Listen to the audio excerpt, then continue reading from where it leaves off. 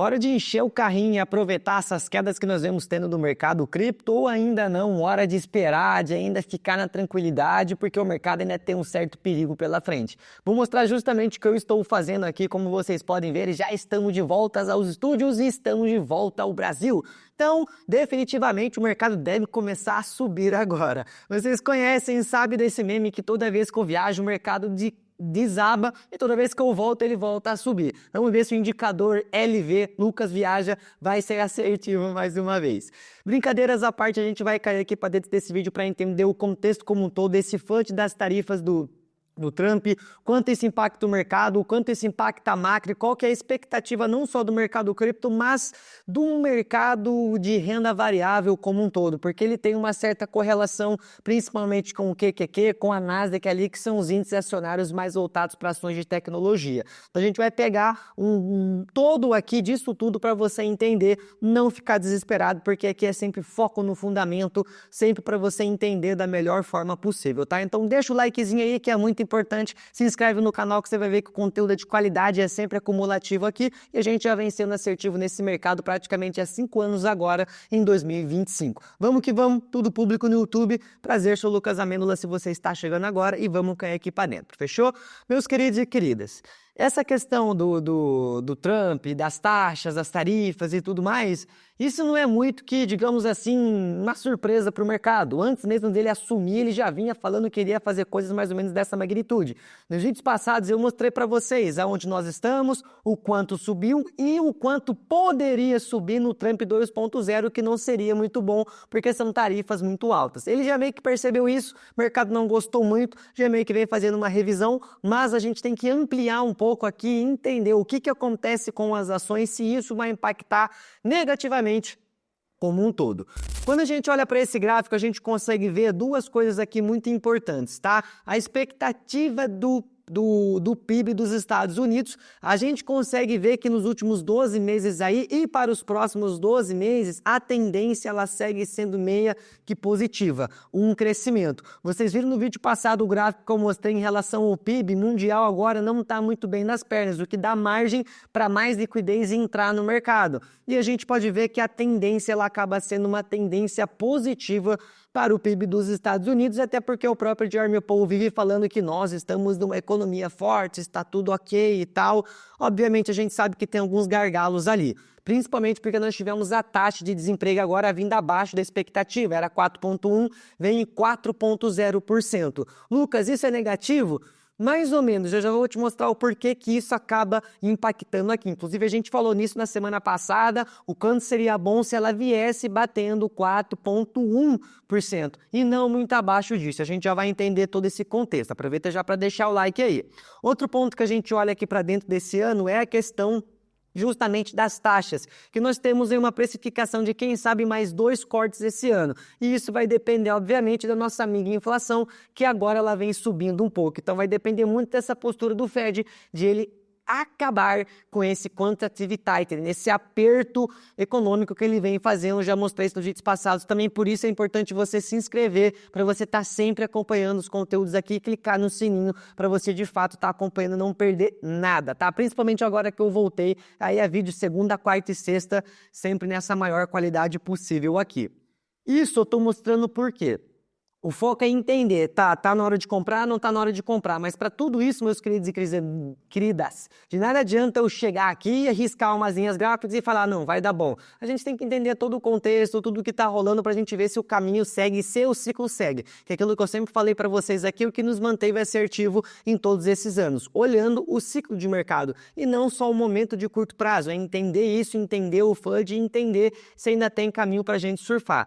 Quando a gente olha aqui as expectativas de lucro por ação, isso acaba sendo importante porque mede um pouco da expectativa dos investidores em relação ao mercado acionário. Se essa expectativa está em alta, boa, significa que eles esperam crescimento. Se a expectativa está em baixa, significa que eles não estão esperando crescimento. E é bom quando acaba surpreendendo. Se a gente for olhar aqui a questão do lucro por ação, a gente consegue ver que 77% das empresas aqui do S&P 500 acabaram tendo uma expectativa positiva de 2 dígitos para esse ano de de 2025. Então a gente pode ver que isso acaba sendo bom para o mercado acionário como um todo, justamente porque a expectativa de crescimento. Dito isso, a gente tem uma macro ali em questões de PIB e tudo mais alinhada positivamente numa tendência. Temos aí, quem sabe, uns cortes esse ano, justamente porque a dívida está muito alta. Em algum momento já falei para vocês, essa liquidez vai entrar ou simplesmente parar de retirar essa liquidez de mercado, o que seria muito importante, certo? E temos aqui um possível crescimento para as ações, o que molda um cenário um pouco positivo. Agora, quando a gente olha para a taxa de desemprego a 4,0%, qual que foi a consequência disso? Consequência disso, meus queridos e queridas, como eu havia falado, é uma expectativa inflacionária mais alta. Justamente que nós tivemos um pulo, um salto de 3,3% a expectativa aqui de Michigan para 4,3%, um pulo de 1% depois que nós tivemos esse resultado aí do desemprego. Justamente porque mais pessoas estão empregadas, mais pessoas estão recebendo, mais pessoas têm dinheiro, mais elas vão gastar, mais vai contribuir para o índice inflacionário. Outro ponto que pode ter impactado isso daqui também, obviamente, são as tarifas de tanto. Eles vão cobrar mais tarifas, isso vai ser repassado para o consumidor final e isso vai gerar preços mais altos. Embora não seja uma inflação diretamente ocasionada por outros indicadores macroeconômicos e sim por taxas, isso acabaria elevando e acaba mexendo um pouco no índice. Mas a questão aqui maior é, na minha visão, essa taxa de desemprego que acaba gerando expectativas inflacionárias mais altas. Tanto que se a gente for pegar aqui o próprio break-even da inflação, a gente consegue ver que ele acabou rompendo aquela nossa zona de suporte que a gente havia mencionado que não seria muito bom de acontecer. Então, por isso é monitorar isso daqui com calma, justamente porque o mercado não vai gostar muito disso, dessa inflação mais alta. Inflação mais alta, consequência, o Fed não vai parar o quantitative tightening, justamente porque se ele parar, a inflação começa a desandar e eles desancoram, né?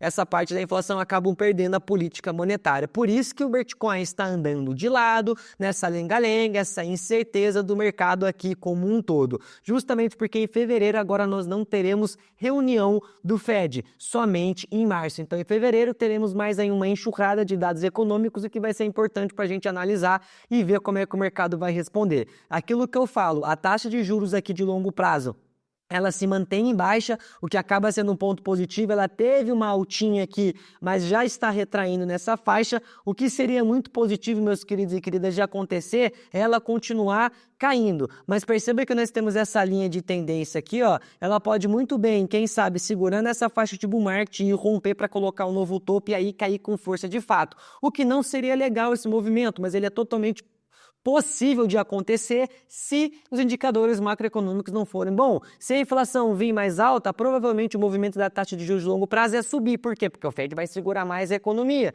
E justamente nesse ponto a gente tem esse índice aqui sendo precificado para cima. Se as coisas alinharem e forem cada vez mais positivas, a gente consegue ver essa tendência caindo aqui. Mas dois cenários devido ao indicador macroeconômico. Não tem como prever, não temos bola de cristal, por isso a gente olha para os dois lados da moeda. Quando a gente olha para esse ponto, beleza, se os indicadores começarem a vir melhores e essa inflação começar a ficar um pouco mais tranquila, nós temos essa expectativa de continuar caindo porque não vai precisar de juros mais altos. Se a inflação vir zoada, outros indicadores virem ruim, provavelmente o mercado vai começar a precificar um pouco mais de juros de longo prazo aqui. E vai depender da quantidade dos indicadores macroeconômicos. Vamos dizer que a inflação foi de 2, 3 e pouco lá, tá para 4, um super salto. Provavelmente isso vai refletir em um super salto aqui também. Existem esses dois cenários, ela fazer essa segurança aqui, vir romper esse topo para daí então a gente vir cair, ou o que seria o cenário melhor de acontecer, a gente daqui para baixo começa a de fato cair ou quem sabe lateralizar aqui, o que seria muito positivo. Isso depende desses dois indicadores, principalmente da taxa de desemprego e da inflação que a gente vai ter justamente mais nesses meses saindo aí, tá? Quando a gente olha para a inflação, a coisa já não está muito boa, então esse é um dos motivos da gente ainda ter caixa na mão e ficar tranquilo. Calma, eu já vou falar o que eu estou fazendo, se é hora de comprar ou não, de acordo com todo esse contexto que eu estou passando.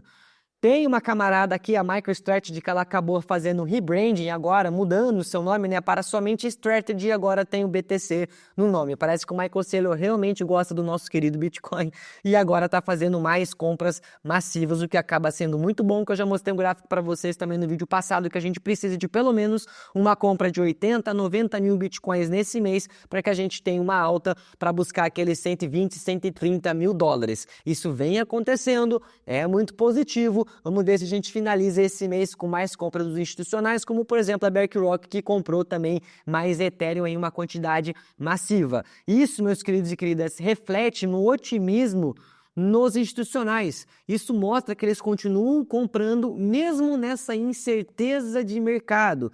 Mesmo nessa incerteza de mercado, que acaba sendo muito importante da gente ligar um alertinha aqui. Quando a gente olha para o mercado de stablecoins, ele continua a crescer, mais liquidez vindo para o mercado. Isso significa o quê? Que tem dinheiro no ecossistema, que está entrando mais dinheiro no ecossistema, só que ele ainda está parado em stablecoins, ele não está sendo jogado em altcoins e outras pontas do mercado. Por quê? Incerteza de mercado, que é normal, o período de lateralização acontecer. Só que quando a gente olha para as stablecoins aqui em formas de transações, meus queridos e queridas, o volume transacionado em stablecoins passou American Express, Mastercard e Visa. Vocês têm noção da magnitude disso daqui? Cara, é muita transação. É muita transação, volume altíssimo em stablecoins, mostrando a maturidade e a adoção dentro do mercado cripto. Isso é só a ponta do iceberg, isso vai continuar acontecendo justamente porque é mais fácil, não tem barreiras, não tem bloqueios ali, como acaba acontecendo às vezes nos cartões feitos por essa galera aqui em transações feitas pela Visa ou Mastercard, stablecoins direto em cripto, direto em blockchain. Foi justamente isso daqui que eu utilizei para fazer toda a minha viagem que a gente fez esses últimos 18 dias. A gente passou por 7 países e nesses 7 países eu paguei tudo em cripto, justamente porque toda a nossa viagem foi paga em cripto. Tudo isso eu fui mostrando ao longo dos meses aqui no YouTube, só que mais no Instagram, que toda semana eu posto o resultado das minhas pools daquela semana. Então foi com o dinheiro de todas as pools que a gente foi juntando, que a gente foi viajar, comprou passagem, comprou o tour, comprou lembrancinha, comprou tudo, até os passeios extra lá, e tudo isso foi pago com cripto, com stablecoin de USDT, onde isso foi pago em euro, foi pago em libras, foi pago em franco suíço. A gente passou mais uma vez por 7 países e a gente utilizou todos esses meios de pagamento justamente em cripto. Então isso já vem acontecendo, já dá para fazer, já dá para viver de cripto. No dia 3 de fevereiro eu vou te ensinar como você pode fazer renda passiva da forma que eu faço antes de abrir as vagas do DeFi Verso. Então se você quer de fato viver de cripto, assim como eu, aquilo que eu falo, eu ensino o que eu vivo. É justamente meu skin in the game, a minha transparência é sempre com vocês aqui e sempre foi assim nesses últimos 5 anos. Dia 3 de fevereiro o DeFi Verso abre, vou dar uma aula aqui antes, se você quiser se inscrever para pegar a aula, depois eventualmente entrar dentro do DeFi Verso, a lista de espera vai estar aqui no comentário fixado, tá? Quando a gente olha para outras pontas aqui, a gente consegue ver que a questão regulatória vem melhorando cada vez mais. Quando a gente pega a SEC, por exemplo, nós temos aqui um e-mail da SEC agora voltado para cripto. Eu jamais imaginei que isso, digamos assim, iria acontecer tão cedo, pelo menos com o Gary Gensler ainda na cadeira. Finalmente nós tivemos esse cara saindo fora. Crypto@sec.gov, que acaba sendo bem legal, mostrando o interesse por esse órgão regulatório de vir regular o mercado cripto e mostrando o quão diferente ele pretende se posicionar de como era em 2022, 2021, 2023 e até mesmo 2024. A SEC conseguiu, fez ali, reconheceu o pedido da Grayscale da Solana 19B, o que é muito bom porque esse é um precursor de um possível lançamento do ETF. Até o momento, eles não estavam nem reconhecendo, não estavam nem aí para esse negócio do Solana. Não é commodity, é security. Agora o negócio já mudou, a postura deles mudou. Como eu mencionei para vocês, nós temos hoje a administração mais pró-cripto da história do ZEWA. Então isso mostra que uma clareza regulatória para os próximos meses pode continuar acontecendo, o que para mim mostra um caminho melhor de mercado. Entendendo a macro Entendendo outros catalisadores dentro do mercado cripto, regulamentação, institucional, transações stablecoin, para mostrar essa força aqui, nós temos agora para a gente pegar e entender o que está acontecendo com o Bitcoin e o seu ciclo especificamente no seu preço, levando em consideração os 4 anos de ciclo do Bitcoin. Se a gente pega essa linha azul aqui, essa foi a trajetória depois do primeiro halving, muito expressiva, certo? Quando a gente pega a linha vermelha aqui, essa é a trajetória do ciclo depois do segundo halving. Você pode ver que também expressivo e depois caiu. Quando a gente pega a linha amarela, essa aqui foi o último ciclo, 2021. Nós tivemos o pico e depois começamos a cair. Repare uma coisa aqui que eu sempre falo, diminishing returns, a lei dos retornos decrescentes. Esse ciclo subiu mais do que esse ciclo aqui. Esse ciclo subiu mais do que esse ciclo aqui. É normal, o ativo vai se consolidando. Isso vai continuar acontecendo, justamente porque isso acontece com todos os ativos. No momento atual que nós estamos agora, seria essa linha laranja aqui. E nós estamos abaixo da trajetória do segundo halving, o que para mim não é uma coisa negativa, é uma coisa normal e esperada de acontecer, como a gente já vem falando dos diminishing returns. Então a minha expectativa, como eu mencionei para vocês, é essa linha laranja fazer uma trajetória mais ou menos aqui como essa e voltar. Não digo nem chegar a 280k, chegar mais ou menos aqui no meio, algo entre 160 a 150 que eu falei para vocês em maio desse ano aqui, que segue meu otimismo até lá. Então justamente na minha visão ele vai subir menos do que essa linha amarela, certo? A média dos halvings é essa linha azul que está passando aqui atrás, ó. Ela vem, atingiu o pico aqui e depois continuou o seu ciclo de mercado. A linha laranja, que é o atual, espero fazer esse movimento mais baixo, como foi esse movimento aqui e como foi esse movimento aqui, bem mais baixo do que esse, e tudo isso se alinha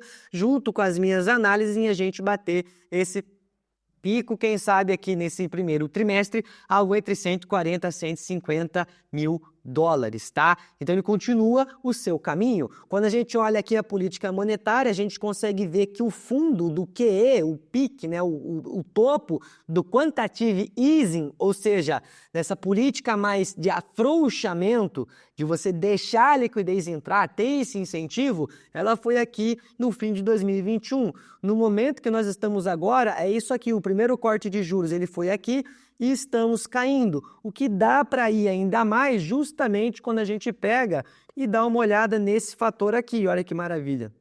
Bitcoin 98k. Voltamos de viagem, né? É isso, que continue assim.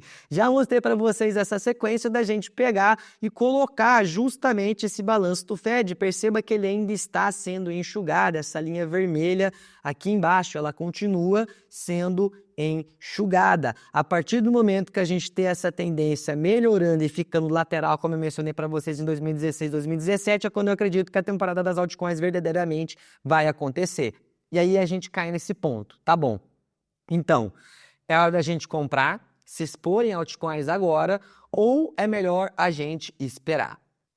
E isso, meus queridos e queridas, vai ficar ainda mais confuso se você não tem uma estratégia de carteira, porque você vai ficar ainda mais perdido. Para quem tem uma estratégia de carteira, principalmente eu que utilizo o método Barca, que é o que eu utilizo dentro do DeFiverse, ensino lá, é justamente mais claro da gente entender se eu vou ter uma exposição mais forte em altcoins agora ou não, se eu vou esperar, vou fazer caixa e tudo mais. O que aconteceu aqui? Eu vou dar a minha transparência sempre mostrando aquilo que eu estou fazendo, como eu estou surfando o ciclo, porque isso para mim é muito mais importante, justamente porque o meu também está na reta, tá? Dentro do DeFiverso tem atualizações semanais, quando eu faço movimentação eu mostro o que eu vendi, o que eu comprei, o que eu estou esperando, se eu estou realizando lucro, se eu não estou, se eu estou fazendo caixa ou se eu não estou, tá? Dado que eu já fiz isso, já falei, todo esse processo já foi feito, já fiz isso dentro do DeFiverso, dá para mim dar uma palhinha aqui para vocês. Meus queridos, durante todo esse momento de alta que a gente teve nessa pernada lá de novembro até mais ou menos janeiro agora desse ano, nós fomos fazendo o que na carteira? Realocação. A realocação para quê? De lucros. Justamente porque a parcela de caixa da minha carteira começou a ficar pequeno. Por quê? Porque as outras moedas começaram a subir. Aquelas altcoins que eu tinha em carteira começaram a subir.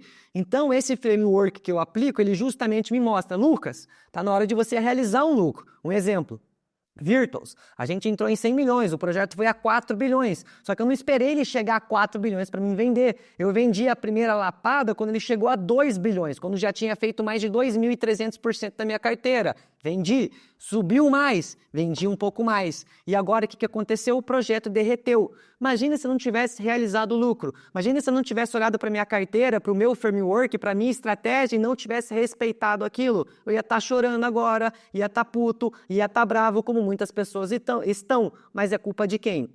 É culpa das próprias pessoas, seria culpa minha, justamente porque é comum as pessoas não realizarem lucro no mercado. Tem uma diquinha que é legal, é que se você está tirando o print dos seus resultados, talvez esteja na hora de você realizar lucro. Fica aí uma dica para quem sabe uma próxima. Então, durante toda essa alta que nós tivemos, a realocação ela foi sendo feita. Por isso que hoje eu estou com cerca de 35% de caixa na minha mão. E é justamente esse caixa agora que eu vou começar a pegar para colocar em altcoins novamente. Família, foi aquilo que eu falei para vocês, eu não tenho muitas altcoins em carteira. Hoje, tirando Bitcoin, Solana e Ethereum, eu tenho mais 4 altcoins ali embaixo, justamente porque eu removi muitas delas, transformei em caixa e agora vou fazer o redeploy, vou jogar de novo no mercado. Por quê? Porque quando a gente olha novamente para esse indicador que eu sempre mostro para vocês, que é o Total 3, a gente consegue ver, galera, que a gente teve uma retração no mercado de altcoins que até então nós não tínhamos visto. Nós fomos ver patamares mais baixos aqui, de 0,33. Onde a gente tinha ido até então era 0,35. Então, essa retração no mercado das altcoins mostra uma certa desvalorização. Só que, presta atenção, você entendeu todo o contexto, todo o macro, tudo isso que nós temos ainda, essa volatilidade no curto período. Então, eu vou pegar todo o meu caixa e enfiar ele de uma vez aqui agora? Não. Por quê? Porque ainda tem a chance da gente fazer esse movimento. Ainda tem a chance dos juros de longo prazo fazer esse movimento que eu mostrei para vocês. Então, vocês têm que estar olhando para todos os lados do mercado, foco no fundamento, para que a gente consiga tomar decisões muito mais assertivas. Então, é por isso que, na minha visão, vou voltar a jogar esse caixa que eu realizei durante esse período para pegar essas altcoins aqui, justamente os defazeiros vão estar sabendo aquelas que eu vou estar comprando e no dia 13 também vou dar uma palhinha para vocês de como vocês escolhem essas criptomoedas, principalmente antes de elas serem listadas em corretoras maiores, tá? Então é esse movimento possível de acontecer, só que eu vou começar a fazer um DCA de caixa aqui agora, porque eu ainda acredito que o ciclo continua, justamente com todo esse contexto que eu estou mostrando para vocês, a liquidez ela está voltando a aumentar e o cenário ele meio que está se alinhando, principalmente para mim, esse último suspiro do bull market. A gente surfou tudo isso, cara, 5 anos de mercado já, a gente surfou todas essas ondas, primeira onda, depois a segunda onda, onde muita gente ficou pelo meio do caminho lá em agosto, setembro de 2024, muita gente puta, brava com o mercado, eu tô cansado. Vai para B3 então, pô. Vai lá ganhar 3% ao ano, 5% ao ano. Aí você vai dormir bem, não vai ter dor de ver o seu patrimônio derreter. Vai para B3, vai para fundo imobiliário. É muito importante vocês entenderem que o mercado cripto é volátil e devido a essa volatilidade que a gente faz dinheiro. Só que você tem que ter o quê? O conhecimento para você conseguir aproveitar essas ondas de mercado. Só isso vai te libertar, vai te manter nos trilhos e perante a sua estratégia. Então é justamente esse movimento que eu estou olhando, tanto para um lado, tanto para o outro. Durante esse caminho, seguimos ganhando airdrop, renda passiva e tudo isso que também é importante no mercado cripto. Já fiz um vídeo, 6 formas de fazer dinheiro, como investir no mercado cripto. Tem muito conteúdo aqui para você absorver e continuar surfando esse ciclo de uma forma exponencial para cometer menos erros possíveis. Não cometa os mesmos erros que eu fiz, certo? Olhando para o MVRV, a gente consegue ver essa lateralização que eu já mostrei para vocês e quando a gente olha, galera, para o ciclo de mercado como um todo, essa aqui, linha azul, é o ciclo de 2013, a linha amarela, ciclo de 2017 e a linha laranja, ciclo de 2021. Linha vermelha, ciclo de 2025, nós estamos aqui. Então, nós ainda temos, possivelmente, todo esse movimento para ainda fazer até que o mercado comece a cair, entendeu? Aqui foi um topo de mercado, aqui foi o topo de mercado, aqui foi outro topo de mercado. Nós estamos aqui ainda. Olha quanto caminho nós ainda temos para percorrer esse ano de 2025. Só que ele não vai ser uma linha reta. O mercado não sobe dessa forma, já mencionei para vocês. Ele dá essas oportunidades de curto prazo e vai de você entender e aproveitar essas oportunidades. Por isso, não percam as vagas do DeFi Versus, que lá de fato a gente ensina você a ser um investidor cripto de verdade. Se aqui no YouTube você já tem lucro, você já pega várias dicas, já aprende pra caramba, imagine o que não tem dentro da maior plataforma educacional cripto do Brasil, que é o DeFi Versus hoje, se não já da América Latina com a maior comunidade, certo? Tamo junto, meus queridos e queridas, é para isso que eu estou olhando, é justamente isso que eu estou fazendo, sempre na transparência com vocês aqui. Certo? Tamo junto, foco no fundamento, ótimos lucros para vocês e até a próxima.